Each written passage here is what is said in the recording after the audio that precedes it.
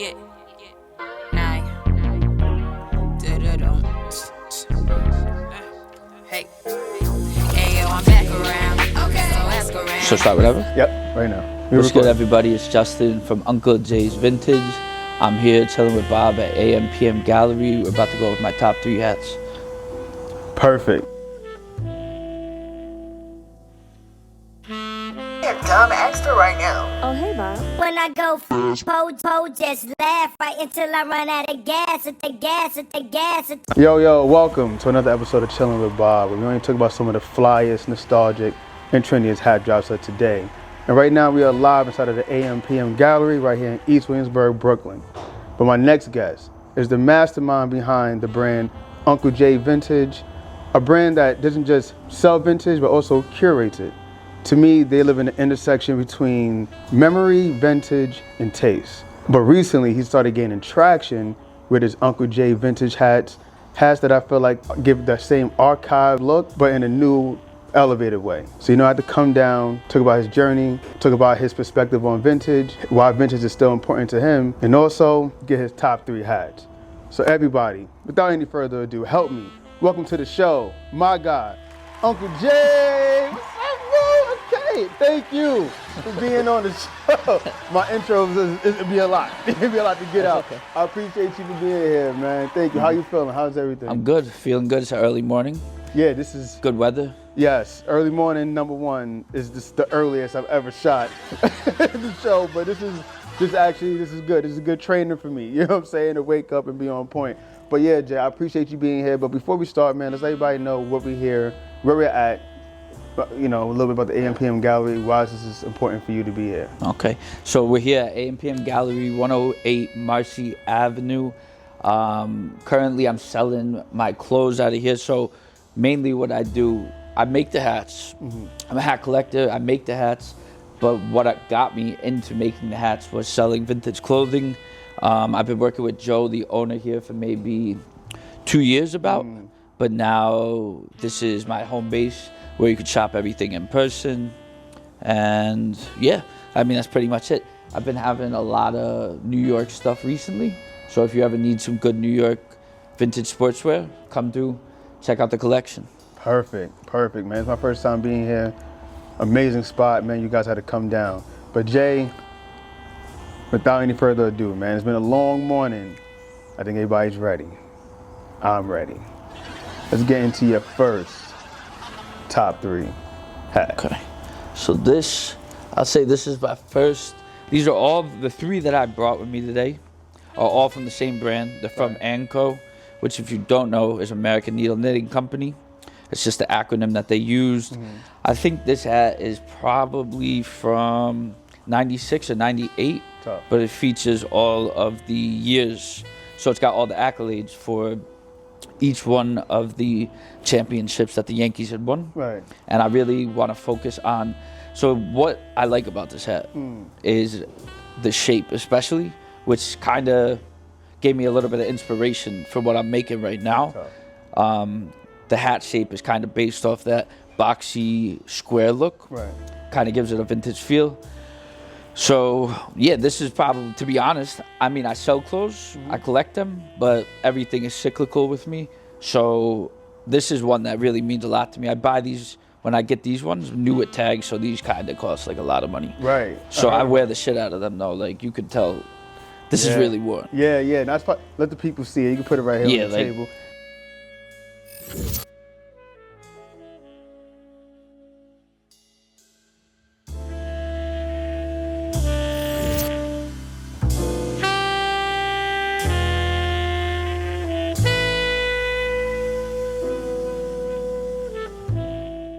It's just like, you could tell I really wear this hat a lot. I actually have 2 of these hats. I kept one with the tags on it, and I just wear this one around because I don't want to, this is like my favorite hat, so I don't want to destroy it. So I got to have 2.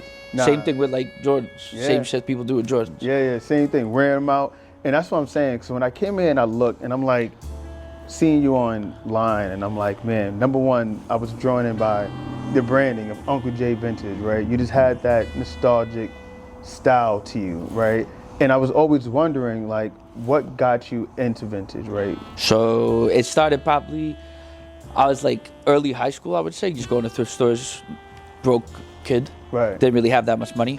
But I started really with the collecting of Tommy Hilfiger and Polo because it was very popular around that time, like 2010 to 2013. Right. So I had a couple of like really good Polo pieces, like the Indian head jacket. Tough. I had the big flag Tommy jacket. I had a bunch of those actually. Classic. But yeah, a bunch of the Suicide Ski stuff, Polo Bear stuff.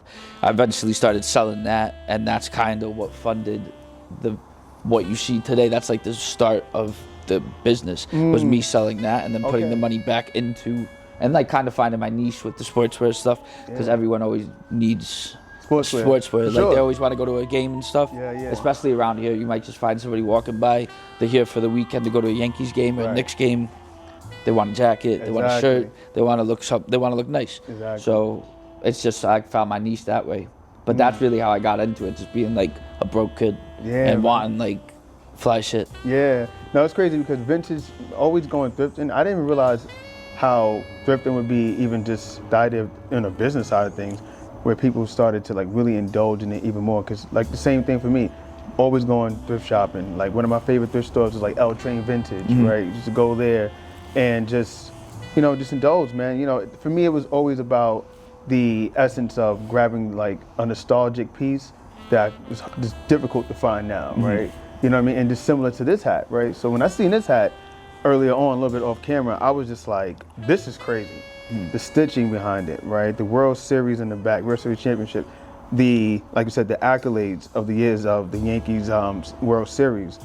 This one stood out to me the most. What was the first hat that you purchased and then you said, all right, this is the first hat that I purchased? This is gonna start my whole collection of. Second grade. Okay. Obviously, I don't have it anymore. It was a birthday present from my old neighbor. Yeah.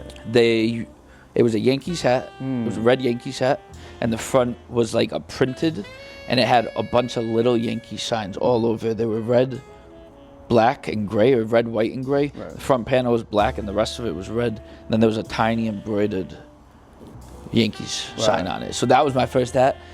That was my 8th birthday.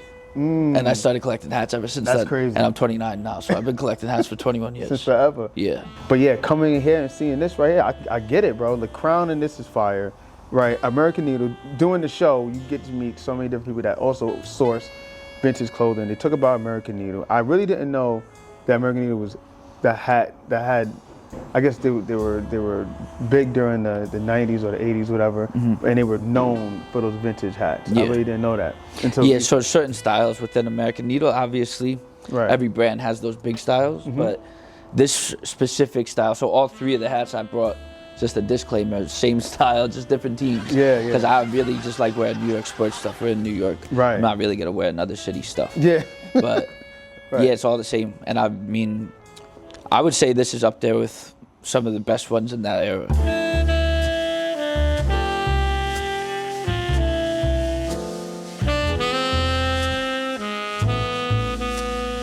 Let's get into your number 2.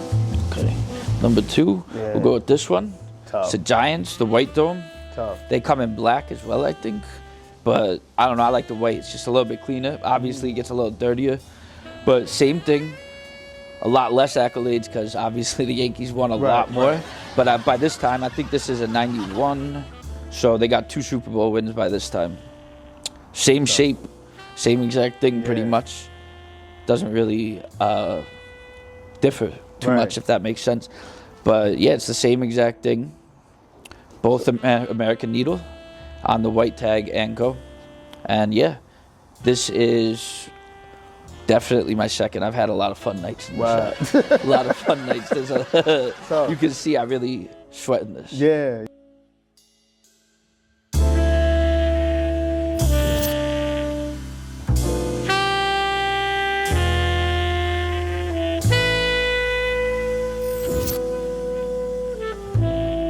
Yeah, that's tough. You know what's crazy? I was gonna ask you too, like what is it? Because like you said, sports memorabilia, right? I guess obviously it's as a fan, people always draw to that. But when you're going vintage shopping and you're sourcing or you're looking at things, what makes you draw to like getting sports memorabilia hats versus any other vintage hat you may see? Why is that? I mean, it makes sense to me. I grew up playing baseball my whole life, so Right. I played baseball from T-ball until I was 22 years old almost. So I just love baseball hats. I mean, it's kind of obviously there's different baseball hats with different graphics and stuff. Yep. I like them sometimes, but if I'm gonna wear a hat that's meant for sports, I'm probably just gonna put a sports. There's gonna be a sports team on it instead of like a brand promotion. I don't know. It's just, to me at least, it's different. But with vintage sourcing as well, I think the designs are very well, like they're very well made. Yep.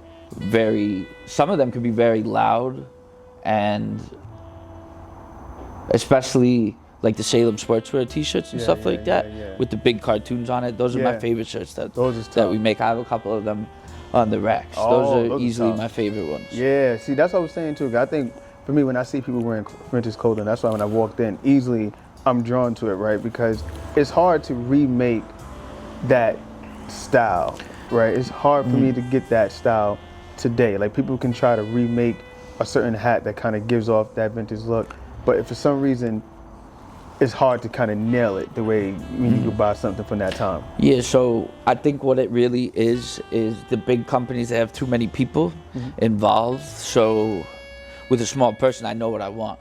I'm selling stuff that I like. Right. I'm not selling stuff that is trendy. Like obviously it's kind of trendy, but it's trendy. Yeah. But I've been selling vintage for like 8 years. Crazy. So, and even before that, I was selling to consignment stores. So like realistically, I've been selling the shit since I was in high school. Right. And so I shouldn't be cursing, should I? Right. No, you can. Okay. No, you can. Okay. But This is your show. yeah, so I've been selling it forever. So Yeah. trends come and go. I've been selling the same sportswear forever. So it's like with a big brand, they kind of have to be on trend. They have to do like forecasting and stuff. Right. With me, it's just me. There's Right. nobody else helping Exactly. me. I mean, there's some people like that do photos and stuff, Right. but nobody else is helping me with sourcing Exactly. or figuring out Yeah. what the next thing is I'm gonna Right. sell or what I'm gonna get. So it's like, So where did the name Uncle Jay start then? How did you get that name? How did you land on that? so Uncle J's comes from, I took an extra semester in college. Okay. I am an uncle. Right, okay. Like I have a couple nieces and Same nephews. thing. So it's not like I'm not an uncle, Right. but it really comes from, I took an extra semester in college. So I was like, they were calling me Uncle Jay, like I was the drunk uncle. Yeah. Cause I don't know, it's just like a funny name. And then Yeah. I needed a name and it stuck. So, Yeah. and it like flows well. So I was like, I'm just gonna keep going with it. Yeah, nah, it's fire. But Fire. yeah, kind of funny background to it, but it is what it is. Yeah, nah, I love it. Actually, it reminded me of like Larry June. Yeah. Right, it reminded me of that, like that kind of essence of it. But it worked well with exactly everything that you were doing, man. Every single thing.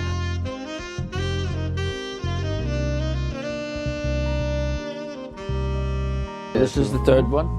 Not much different. It's just the Rangers version of it. A little bit more accolades. Obviously, they had the Stanley Cup championships on there. So this one is probably my most beat one. That one's I tough. wear this one a lot just because it's black. Yeah, Easy to yeah. get with everything, but same exact tags, same everything, same fit. I Right. mean, it's just a classic hat. And if I'm in New York, I'm just going to rep New York teams. Always. Yeah, man. Nah, listen, this hat, when I saw this one, at first I thought it was one of your original ones, one of the ones that you created. But you said that's one of the ones that inspired you. Yeah, I like especially these two side logos. I don't know what it is about them. I like the colors, how they clash with everything. Right. It's like almost like a bullet. Yeah, But that's tough.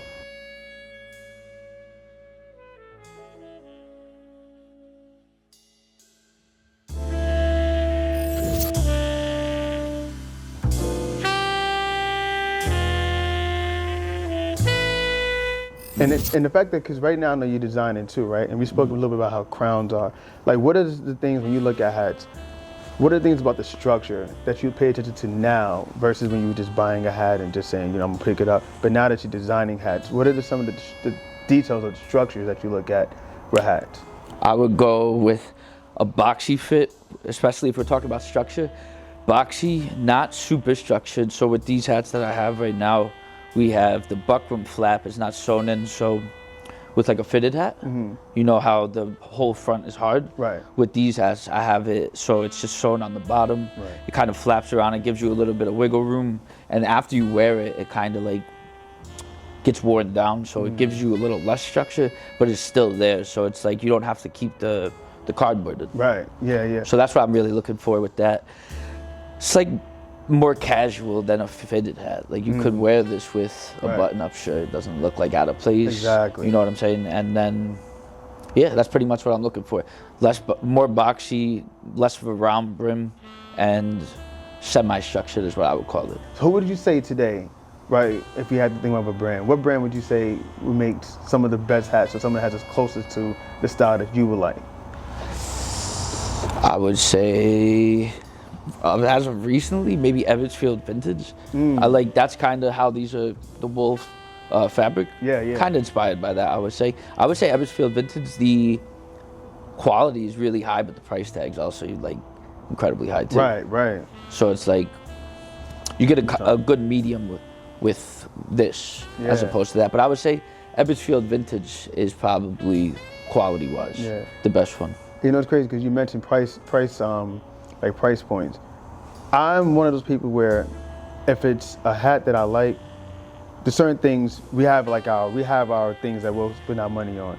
I understand when a hat is a certain price point, I'm looking at that as something like not everyone would have. Exclusivity comes with this, right? Yeah. How do you feel about price points when it comes down to your brands and as a brand owner, price points? As I began manufacturing, I realized that these hats are overpriced. Right, Way overpriced. 'Cause Yeah, now yeah. I know what I'm paying. Right. So it's like, if you charging $100 a hat, I mean, depends. There's also different things that go into it. Just a regular hat. Right. I don't know if it should be $100. I mean, I want to make my stuff attainable to anybody. Right. You know what I'm saying? I don't want people to go broke trying to support me. Trying to support. Right. So it's like, that's how I am with the price point at least. So it's like $45 straight across. Everything's $45. Right. And it's like, that's a pretty good price for what I'm selling. These other brands, I mean, they got a lot more marketing budget and stuff. I understand that. Right. I like to keep my overhead low, but that also allows me to translate that into savings for the customer. Right. So it's like I don't have my own store, I sell out of this store. So it's like, it allows me to keep my overhead low with everything. It's just to circle back on that point, I want everybody to be able to access what I have. Right. You know, it's crazy. I guess it speaks to how you got started, right? Like you said, the humble beginnings, like I was that broke kid going to vintage stores, right? Went in the shop. So it's almost like you kept that same perspective for your customers. Like, I want you guys to be able to enjoy and be able to embark on my product without feeling like I'm overly selling. You know what I mean? So I can appreciate that, man. I appreciate that too. And that's why you spoke about your hats. This obvious one, there's the New York Knicks hat, one of the ones you're probably sure you'll get into. 'Cause I know you have some honorable mentions we'll talk about. And I said the first thing that caught my attention was, I told you offline off air was the fact that I always felt like New York Knicks never really had a good hat. I felt like New York Knicks logo was just too bulky for me, right? But you nailed it, right, with the aesthetic of giving that signature script font. And you mentioned like where like the homage, paying homage to, right, was like the sports memorabilia? Sports specialties. Sports specialties. That's like the brand that popularized that script logo. Since these are all based off vintage hats, it's kind of bringing it back to that, making it accessible to everybody with an elevated fabric and everything like that. Yeah. And it's like, with that, it's a direct reference to it, but it's slight differences. Like the shape is similar to it, the fabric's gonna be different, it's gonna be brand new, so you'll be able to wear it and not have to worry about the snapback falling off while you're wearing it, because that's what happens with a lot of these hats. The plastic just deteriorates over time, and then you can't wear them, or you got to bring them to the dry cleaner so they can stitch something new in. Right. So it's like, it kind of gives everybody access to have something that you can appreciate.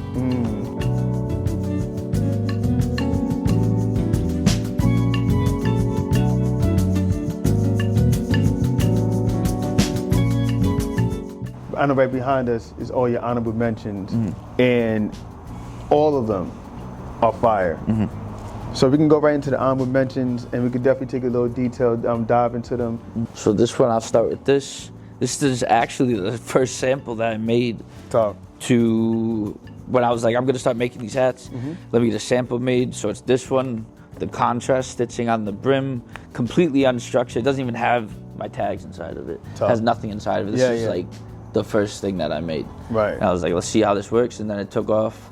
But I like the chain stitch on this a lot, and I wanted to keep the green because it's like the classic what they wore. Yeah, tough. And I always like the green contrast with anything. Honestly, it looks good. Yeah. No matter what hat you're wearing, even if it don't go with the outfit, I think it still looks good. It's like a pop of color. Touch. Yep. Yeah. And then I would say my second honorable mention. But before you get to the second one, I want to talk to you about this. I love sample runs, right? Because even as someone that designs hats too, I love that first, let me put this on, let me see how I feel about it, right? I like the, I call it the mistakes, like I would call it like the hidden mistakes, right? Because I wouldn't know that this was a sample run. I'm like, oh, nah, let me get this right now, right? How is your, like when it comes down to your process, not even getting too deep into it, when you're designing, like how do you usually go about approaching like a design, number one? Honestly, to be honest, I've just been winging it. Yeah. Just making stuff that I like. Honestly, that's all it really is. If you make something that you like, and you know that you have a decent taste, I'm making stuff. It's all classic colorways. I'm not like going too crazy. This is a little crazy, this plaid, but I just really like Black Watch plaid. So I'm like, if I like it, I'm gonna be able to sell it. Like I know it's gonna sell eventually. And like the fall colorways, people love those. There was like somebody in Australia trying to rip them off. Tough. My manufacturer sent me a photo that somebody from Australia took off my Instagram. Wow, and was crazy. trying to rip them off. So I'm like, she was like, yo, your hats are like all over the place. I was like, don't make them for them. That's what I'm what are trying you to doing? say, Jay. All right, because that's why I came and I was like, how did you get here, right? How did we get from buying the clothes to making hats, and now everyone wants them? Is this something that you've seen happening for your brand? Nah. No. It's just luck. Be in the right place at the right time, I guess. I mean, it's hard work, obviously. I don't want to downplay what I do, but it's just being lucky, right place, right time, and social media. Yeah. Just people finding me on social media, growing that way, and just believing in what you do. Yes. Let's go to the next one, man, all right? I got more questions. This one, I'll say this is my second one, because this is my favorite Mets hat. So I just remade my favorite Mets hat. This was the on-field hat in like late 90s, early 2000s, the all black. That one. This is actually a sample. Yeah. This will be coming out soon. Yeah. Soon. I got a couple of colorways to drop, so we got to get to those first. But this is just a sample. But this is probably going to be my favorite one. That's fire. I love that one. This is probably going to be my favorite one. Yeah, that one's fire. I got this in this one and the blue brim. So the other on-field one that they wore in the early 2000s, late 90s. What is it? Why do you want to keep the same original colorway, right? What is it about the original colorway to you that really just sets everything off? The original colorway to me, I mean, just personally, I wouldn't wear like I guess certain colorways, if it's done tastefully, you know what I'm saying? But I think it's just keeping it respectful to the team. Like, I'm not going to go all crazy making hats with a team's logo on them. I guess to play off that point, it lets the quality of the hat speak for itself. And it's also a personal style thing. I'm not really wearing like very bright outfits. I'm wearing black jeans and a sweatshirt with no logo on it. It's like a blank Russell Athletic sweatshirt. So it's like, I'm not really wearing loud outfits. So it goes into personal style too. Like, if that's what people want to do, more power to them. But it's just not something that I'm gonna do. Exactly. And I love this, man, because this right here, I remember. Number one, I didn't know that this was a sample. Again, sample run. No one else knows the defect besides the designer. You know what I mean? And this one's coming out soon. And we spoke about the idea of the quality, right? The elevated, I call it wool. You told me the exact name of it. How did you start learning about like the quality of the fabrics you want to use? Even the idea of what you mentioned right here. I didn't even know the name. What is this kind of stitching called? Contrast stitching, right? How did you get into that? Like, when did you start learning about fabric and all that? I guess it just come from collecting clothes for a long time. Yeah? Like, I have a huge collection of clothes. Yeah. So, and hats. Like, I have an extra bedroom in my house that's just like a closet pretty much. So it's like I have a lot of stuff. And it just comes from collecting them and being interested in fashion since I was young. Because I've been collecting clothes since I was like a little kid. I still have some Jordans Right. that I bought when I have the first pair of Jordans I ever bought when I was fucking like 12. That's I still crazy. have them in my closet. In the in the closet. That's wild. Yeah. So it's like, I don't know. I'm like a collector, but at the same time, I'm interested in how it's made, what it's made up of. So I guess that's why I went with this material. It felt, I wouldn't even say it does feel luxury. It does. But I don't want to say that's the reason I went with it. I think I just like the aesthetic of it. Right. And it kind of feels more menswear forward as opposed Yes. to like a new era hat. Like Yes. like I was saying, you could wear this with a button up Yeah. and like if you want to put up a pair of dress shoes or something, Yeah. you know, you could. We can get to your next one, man. This is tough. My next I need one, this. You know what Yeah, I'm saying? I don't that'll know if you be want the sample. You know what I'm in a- saying? I need this. When for I get them, myself. I'll let you know first. I guess my last Facts. one that I would be mentioning Okay. is, you want me to only do three, No, you right? can do it. You can do as much as you want I'll do, because you have a good amount. That's good. yeah, I'll do this match one All right. right here. Tough. This pinstripe one, Yeah, yeah. this is probably my favorite, one of my favorite ones that I've made. Yeah, that's fine. That is full production. Because that black one is probably up there with, that's gonna be my favorite when it's full production. Right. But I just like the contrast with the stitching, or the pinstripes, how they made it match very well. The width of the pinstripes, it was all kind of thought out between me and the manufacturer. We went over different widths, different fabric samples, because I got different pinstripe samples, and we landed on this one. And this was actually the second run of hats that I made. So we made the all navy blue and all royal blue hats first, and I was like, let me jump into a little bit of something fun with Right. this one. It's not too off the beaten path with this. It's still kind of paying respects to the original colorways and everything, but I think this would probably be in full production. I have this one, obviously I have one of each of them, Yeah. but I wear this one a lot. This would probably be my most worn hat currently. That one is tough. That's a good springtime Mets hat that I will put on. The plaid ones. Yes. Let's talk about these. So The these inspiration ones, behind these. so with these ones, these are going to be a newer release. These will probably be coming out in the next couple of weeks. We have both of these. I just don't have all of them with me. So we have a Mets and a Yankees with the navy blue brim and with a forest green brim. I wanted to do this. Normally, I would stick to just, regular colorways, but I just wanted to do the Black Watch plaid. I really like the Black Watch plaid, and I wanted to get into making clothes. So I actually designed a shirt that goes with these. I don't have it with me, but you'll see it on my Instagram Yeah, eventually. When I do the photo shoot for these, the marketing for these, you'll see the shirt on there. It's very nice, high quality, similar material to the hats, but it has this Black Watch plaid as well. Yeah. Kind of like a colored block flannel. Yeah. But this really, I came really like with this design because, like I said, I collect clothes and everything. Yeah. I wanted to kind of get into making clothes. Yes. So that was kind That's of tough. a reason for me to design a shirt Yeah. and keep it with the hats too. So it was kind of like a multi-level thing for me. Right. So that's why I went with this colorway specifically. And I just like the Black Watch plaid. Kind of Yeah. reminds me of like an old polo. Yeah. I remember one time we had a conversation about your rebranding, right? Because you started out selling clothes, and then the hats gained traction, and then I guess like you felt like we got to rebrand this a little Yeah. bit, right? How's that process been? And what's been important about that? So it's been a little bit tough, honestly, rebranding.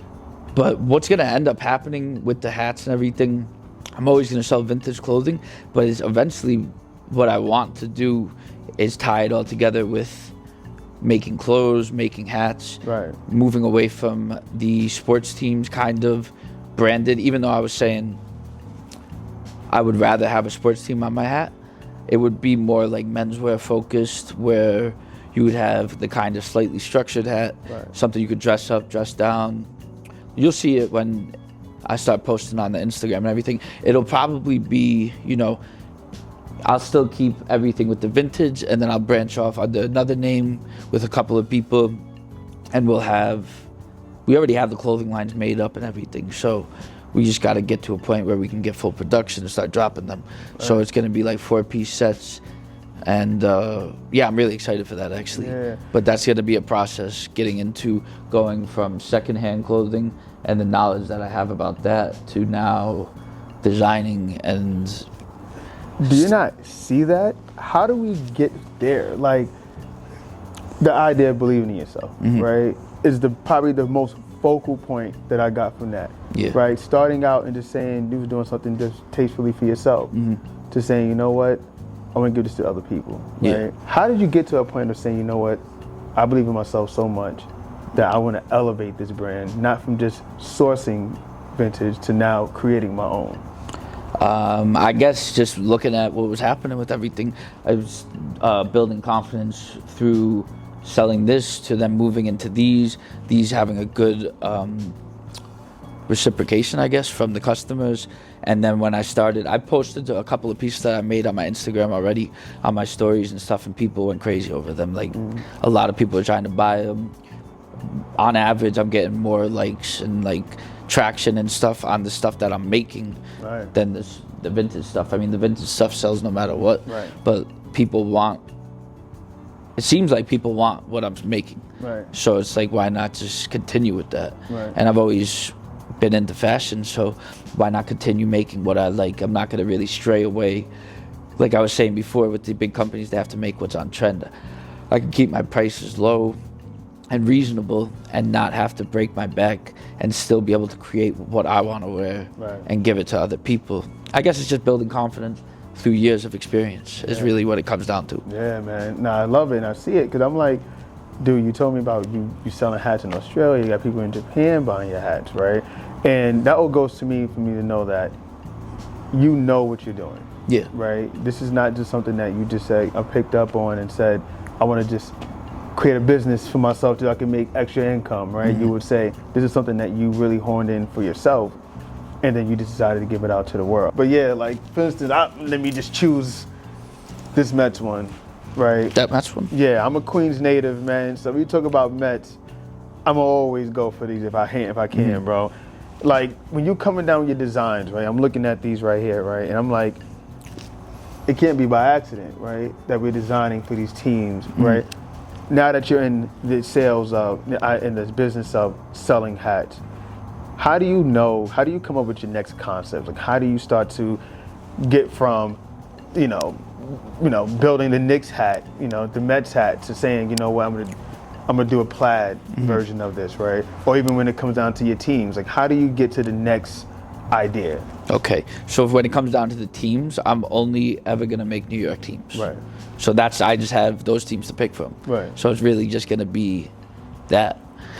I'm never gonna make another city's teams just because it feels like a money grab at that point. It kind of feels like I'm dick riding. Right. Because I don't need to. That's not about the money for me. Like, Right. I'm not gonna make an Atlanta Braves hat because people ask me to make an Atlanta Braves hat. I'm gonna make New York hats because we're in New York. Right. And to be honest, a lot of other cities, people from other cities are making New York stuff because it's fashionable, but it's like there's no tie back to here. Right. So they're just doing it for money at that point. Yeah. And you could do whatever you want. I don't like that. I'm not going to do it myself. So that's how we pick the teams. And the materials, I just want to play with different materials. So that's why we started with the wool. Then we went to this black watch plaid. We got the corduroy. We'll eventually get into some more spring and summer materials when it comes around to that time.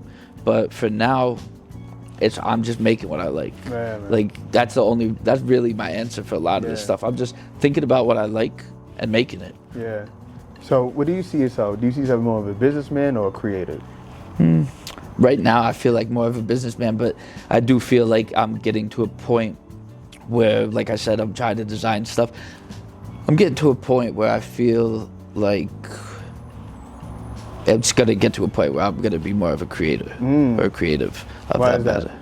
Because that's the direction I see myself going. If I'm going to be designing stuff, I'm getting more into the professional look with the content that I'm putting out, stuff of that nature. I feel like I have been running this business for a long time, and I'm finding the importance of making it aesthetically pleasing.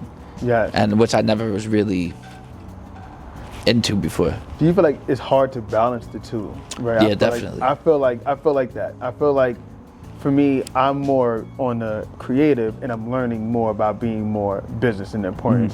How do you balance those two? Currently, I don't really have a good system for it. No, I don't have a good Yeah. system for it. I'm hoping to get a good system for it. I'm getting a little bit of help right now. I have a photographer. She's wonderful. She does a lot of. She helped me with the last one. She's helped me today with this. We're trying to get on a monthly schedule. Tough. Different models and stuff coming in, and I have some people giving me ideas behind the scenes that help me a lot with the marketing and the campaigns and everything like that. So it's definitely help. Yeah. That's the best way I could put it, because I can't do it by myself. I can do the sourcing and everything, Right. but when it comes to the full picture, it's definitely, you need to listen to people that have more knowledge than you, because I might have more knowledge in clothing, but they got more knowledge in a lot of other facets that I don't have knowledge in. So Exactly. it's just always be open to learn. Yeah, building a team, right? Paying attention to everybody in the team. The team part is definitely important. I'm learning that now too, how important it is to have the team. And also too, like online, right? You sell online. Dealing with the algorithm online, right? Really trying to push yourself. Like you said, you're paying attention to the aesthetic of your brand, postings. How have you dealt with the idea of how the algorithm works? Because you also at the same time deal with the creativity, but you also are running your business. How are you working things online, and how are you like approaching that part?